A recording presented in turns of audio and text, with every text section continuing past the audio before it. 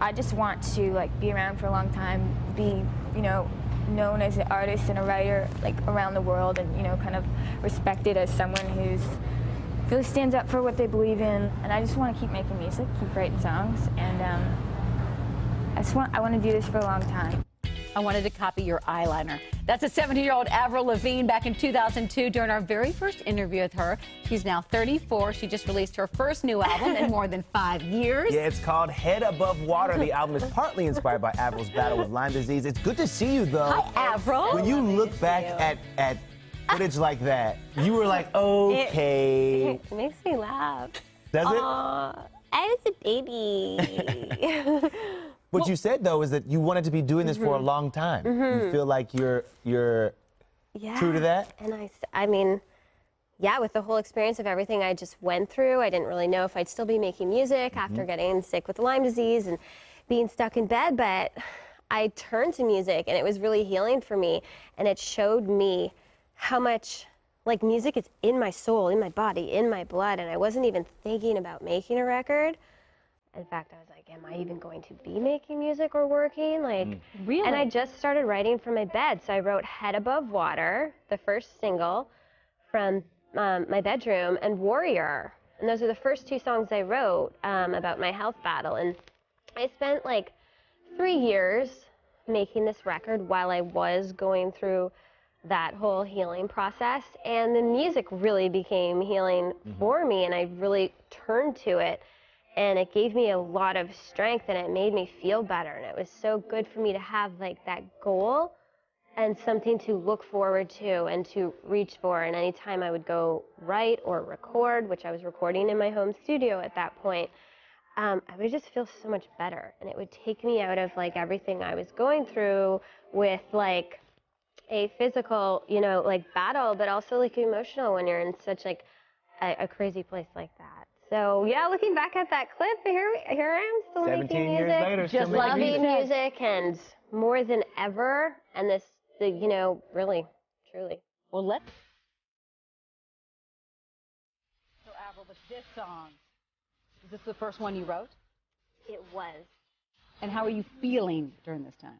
So during the writing of this song, which I was literally in bed, and my mom was beside me, and it's hard to talk about, but like I felt like I was going to die, and I was like, okay, I'm accepting this. I felt like I was going underwater, like I was like trying to come up and like get air, and I felt like also at one point like I was like standing on the edge of a cliff, and it was dark, and I don't know why, if it's because I'm an artist and I'm visual, but I could like see these things and feel like that way. And all of a sudden, like this entire song concept like just came right to me. I wasn't even thinking about it. I came up with Head Above Water. It was like a prayer to God, like, God, help me keep my head above the water so that I can breathe. Like, I need rescuing, and like all these like words, the concept, the title, the verses, the chorus, everything came to me. And when I had the strength, I picked up my phone and just jotted everything down. And my mom was like, what are you doing? Who are you texting? I'm like, I have a song. And it was so crazy. And it all just happened. I wasn't even trying to make it happen. It was like a spiritual experience. Yeah. Well, you were talking about being literally when this song came to you in the bed with your mom and dealing with this health issue.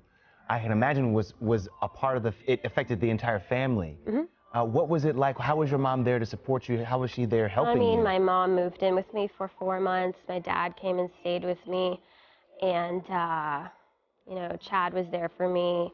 I've had like great support system with like my friends, my best friend now, like Ryan Cabrera. He was really there for me, and like we ended up like writing also together on this album. But I've had so many people over the last few years. Like I was able to see who my friends really truly were and who's there for me, and you gain a lot of perspective when you go through stuff like that in life. How are you feeling today?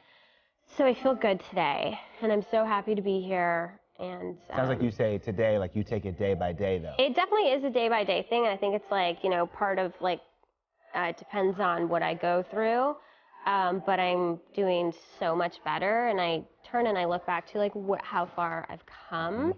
You know, and I also think that's very to keep positive and to look at like the good stuff, stay grateful, you know, and I've come so far, and like I have my life. Like I'm working, I'm writing, I'm traveling. I was just up on stage singing the song. I'm dating. I have a life. I'm painting, cooking, hanging out with my friends. My life is back. All of the simple things were taken away from me.